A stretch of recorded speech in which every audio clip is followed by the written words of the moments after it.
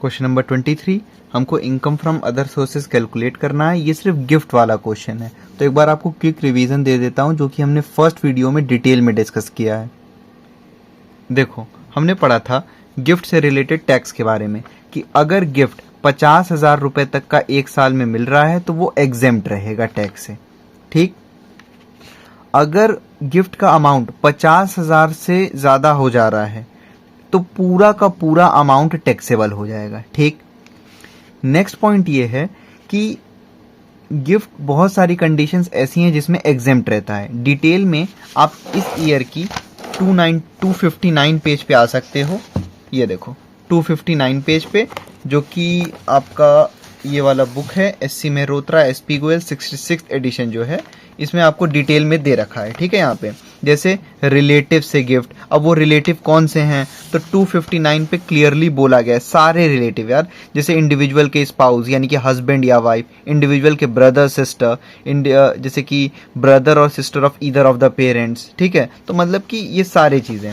फिर है शादी में अगर गिफ्ट मिला है तो एग्जेम्प्ट रहता है, अगर किसी के डेथ हुआ है और उसकी याद में दिया जा रहा है तो एग्जेम्प्ट, कोई विल या फिर इनहेरिटेंस में मिला है, लोकल अथॉरिटी से मिला है।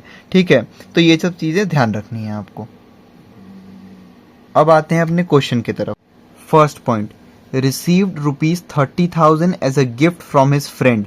अब देखो, यहाँ देखने से क्या लग रहा है कि भाई उनके फ्रेंड से 30,000 का गिफ्ट मिला है। हमने पढ़ा था कि 50,000 से कम का गिफ्ट रहेगा तो एग्जेम्प्ट रहता है, लेकिन ध्यान से उस पॉइंट को सुनो। मैंने क्या बोला, मैंने कहा अगर एक साल में 50,000 तक का है गिफ्ट तो एग्जेम्प्ट, अगर 50,000 से ₹1 भी ज्यादा हो जा रहा है तो फुल्ली टैक्सेबल। अभी तो ये सिर्फ एक फ्रेंड से मिला है ना, आगे वाला भी हम देख लें, कहीं सारे मिला के पता चले कि 30,000 से ज्यादा ना हो जाए। नेक्स्ट पॉइंट लिखा है एल्डर ब्रदर से 1,00,000 रुपए का गिफ्ट मिला है, लेकिन रिलेटिव से गिफ्ट मिलना एग्जेम्प्ट रहता है और एल्डर ब्रदर उस कैटेगरी में आते हैं। मैरिज पे गिफ्ट मिला है 2,40,000 का, तो मैरिज एक ओकेजन है जिसपे कि एग्जेम्प्ट रहता है, हमने अभी देखा। एनआरआई फ्रेंड से 80,000 का गिफ्ट मिला है। अब देखो आप फ्रेंड हैं, फ्रेंड वाला एग्जेम्प्ट नहीं रहता है। 80,000 का मिला, अकेले यही 50,000 से ज्यादा हो गया ना, तो 80,000 प्लस 30,000 1,10,000 ये दोनों टैक्सेबल हो जाएगा। क्यों? क्योंकि ये तो अकेले ही 50,000 से ज्यादा हो गया, तो अब पूरा ही टैक्सेबल हो जाएगा। कुल मिला के एक बंदे का साल में 50,000 तक का है तो एग्जेम्प्ट, उससे ज्यादा है तो टैक्सेबल रहता है पूरा अमाउंट। फिर है दूसरे फ्रेंड से इनको 28,000 रुपए का गिफ्ट मिला है, टैक्सेबल रहेगा ये भी। ठीक, क्यों? क्योंकि 80,000 प्लस 30,000 प्लस 28,000 ये 50,000 से ज्यादा हो गया है।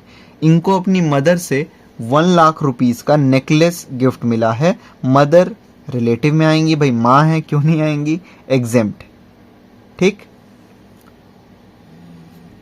सॉल्यूशन देखते हैं 23 का। Computation of income from other sources for the assessment year 2025-26। पीछे देख लो बैक करके वीडियो, बहुत ज़रूरी है, क्योंकि गिफ्ट वाला पॉइंट एक बार बस पीछे देख लो, मैंने क्विक रिकैप दे दिया, सब कुछ आपको समझ में आ जाएगा। फर्स्ट पॉइंट फ्रेंड वाला, 30,000 रुपये मिला है, तो हमने पढ़ा है कि एक साल में 50,000 तक का गिफ्ट तो एग्जेम्प्ट, उससे ज़्यादा तो पूरा टैक्सेबल। तो ये तो 30,000 है, क्यों लिया हमने? क्योंकि आगे और सारे गिफ्ट हैं जिसको हम मिलाएंगे तो वो 50,000 से ज़्यादा हो जा रहा है, इसीलिए फुल्ली टैक्सेबल हो जाएगा। एल्डर ब्रदर से इनको गिफ्ट मिला है, एल्डर ब्रदर रिलेटिव में आएंगे, ये एग्जेम्प्ट रहता है। मैरिज पे जो गिफ्ट मिलता है वो एग्जेम्प्ट रहता है, पीछे हमने डिस्कस किया है, फर्स्ट वीडियो में भी किया है। एनआरआई फ्रेंड से इनको गिफ्ट मिला 80,000 का, अकेले यही 50,000 से ज्यादा हो गया, तो ये पूरा ही टैक्स ब्रैकेट में आ गया, इसीलिए टैक्सेबल होगा। फिर एक और फ्रेंड से इनको 28,000 रुपये मिला है। ठीक, ये सब मिलाओगे तो 50,000 से ज्यादा है। फिर मदर से इनको नेकलेस गिफ्ट मिली थी 1,00,000 रुपए की, लेकिन ये एग्जेम्प्ट रहेगा क्योंकि मम्मी है, रिलेटिव है, इस वजह से। ठीक है, ऐड कर लो इन सबको।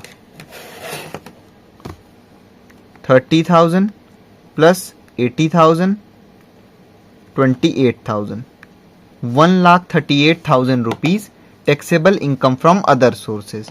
इसी के साथ हमारा ये वाला चैप्टर कंप्लीट होता है।